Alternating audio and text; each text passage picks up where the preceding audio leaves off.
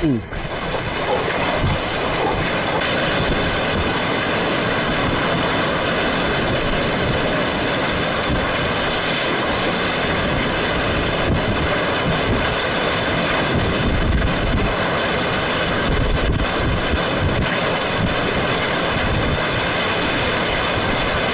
निकाटी चाषी बरगढ़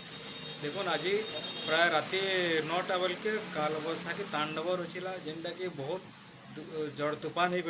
प्रबल वर्षा संगे बहुत पवनटा जेनटा कि बहुत परिमाण रे धान चाषटा नुकसान होइए जेनटा कि धान माने पड़ी करी नष्ट हो गला तार संगे जेनटा अमल करथिला धान जेनटा कि खला मान को रोड तरा मान को जेनटा भी सुखाइतिला से धान माने भी भिजी गला जेनटा कि प्रबल पवन से वर्षा हवा जगह चाषी पाखे किसी तार रखबार सुविधा नहीं पार लगे सब धान माने भिजी गला और जेनटा भी धान माने अमल नहीं सेटा माने भी नुकसान होइए जेनटा कि धान माने पड़ी करी सब नुकसान होइए तार संगे एनएच मान को देखमा बोले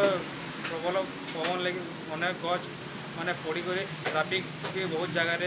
जाम हो समस्या देखबार के मिली और बहुत बड़ काल वैसे तांडव के बरगढ़ जिले में देखबार लगे मिलला आज।